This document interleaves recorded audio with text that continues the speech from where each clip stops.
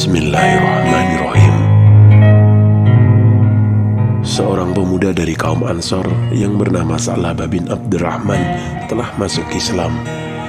Dia sangat setia melayani Rasulullah SAW. Suatu ketika, Rasulullah SAW mengutusnya untuk suatu keperluan. Dalam perjalanannya, dia melewati rumah salah seorang dari Ansor. Maka terlihat dirinya seorang wanita Ansor yang sedang mandi. Dia takut akan turun wahyu kepada Rasulullah SAW menyangkut perbuatannya itu. Maka dia pun pergi kabur. Dia menuju ke sebuah gunung yang berada di antara Mekah dan Madinah dan terus mendakinya. Selama 40 hari Rasulullah SAW kehilangan dia.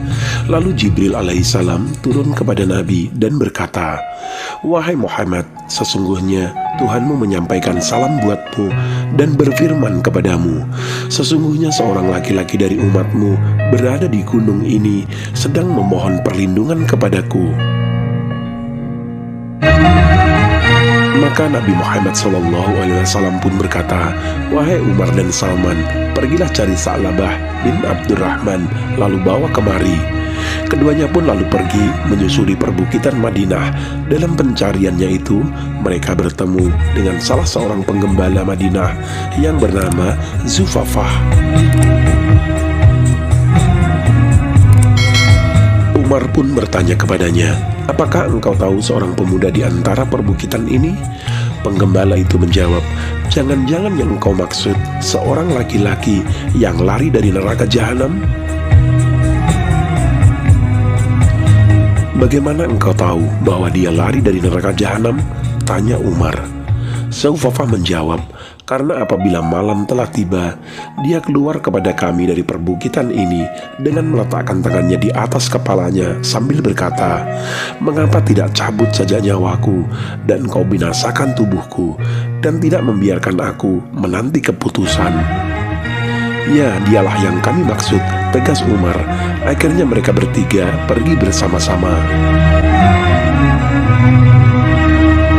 Ketika malam menjelang, keluarlah Sa'labah dari antara perbukitan itu dengan meletakkan tangannya di atas kepalanya sambil berkata, "Wahai, seandainya saja engkau cabut nyawaku dan engkau binasakan tubuhku dan tidak membiarkan aku menanti-nanti dalam keputusan."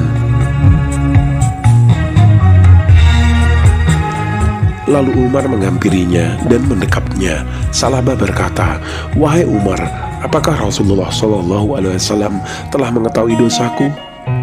"Aku tidak tahu, yang jelas kemarin beliau menyebut-nyebut namamu lalu mengutus aku dan Salman untuk mencarimu."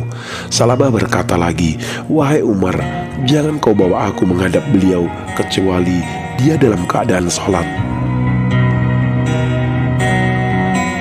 Ketika mereka menemukan Rasulullah SAW tengah sholat, Umar dan Salman segera mengisi saf. Tatkala Sa'labah mendengar bacaan Nabi, dia tersungkur pingsan. Setelah Nabi mengucapkan salam, beliau bersabda, "Wahai Umar, Salman, apakah yang telah kau lakukan, Sa'labah?" Keduanya menjawab, "Ini dia, wahai Rasulullah." Maka Rasulullah berdiri dan menggerak-gerakkan Sa'labah yang membuatnya tersadar. Rasulullah SAW berkata kepadanya, "Mengapa engkau menghilang dariku?" Sa'labah menjawab, "Dosaku ya Rasulullah." Rasulullah SAW pun berkata, "Bukankah telah kuajarkan kepadamu suatu ayat yang dapat menghapus dosa-dosa dan kesalahan-kesalahan?" "Benar, wahai Rasulullah." Rasulullah SAW bersabda, "Katakan, ya Tuhan kami, berilah kami kebahagiaan di dunia dan di akhirat, serta peliharalah kami dari azab neraka." Quran Surat Al-Baqarah ayat 201. Sa'labah berkata, "Dosaku, wahai Rasulullah, sangatlah besar." Beliau bersabda, "Akan tetapi kalamullah lebih besar." Kemudian Rasulullah SAW menyuruh agar dia pulang ke rumahnya. Di rumah dia jatuh sakit selama 8 hari.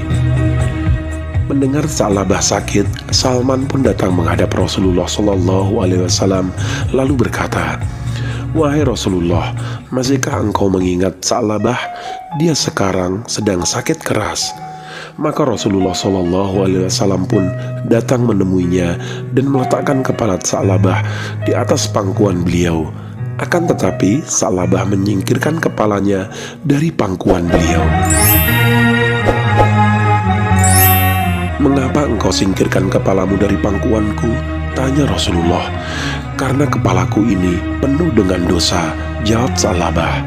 Beliau bertanya lagi, "Bagaimana yang engkau rasakan?" Sa'labah berkata, "Seperti dikerubuti semut pada tulang, daging, dan kulitku." Rasulullah kembali bertanya, "Apa yang kau inginkan?" Sa'labah menjawab, "Ampunan Tuhanku." Maka turunlah Jibril alaihissalam dan berkata, "Wahai Muhammad, sesungguhnya Tuhanmu mengucapkan salam untukmu dan berfirman kepadamu, kalau saja hambamu ini menemui aku dengan membawa sepenuh bumi kesalahan, niscaya aku akan temui dia dengan ampunan sepenuh itu pula."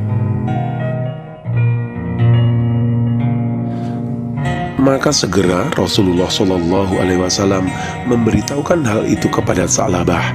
Mendengar berita itu, terpekiklah Sa'labah dan langsung ia meninggal. Lalu Rasulullah SAW memerintahkan agar Sa'labah segera dimandikan dan dikafani. Ketika telah selesai menyolatkan, Rasulullah SAW berjalan sambil berjingkat-jingkat.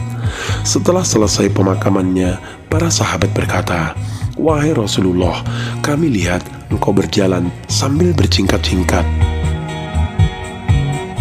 Kemudian Rasulullah SAW bersabda, "Demi zat yang telah mengutus aku sebagai seorang nabi yang sebenar-benarnya, karena banyaknya malaikat yang turut melayat Sa'labah."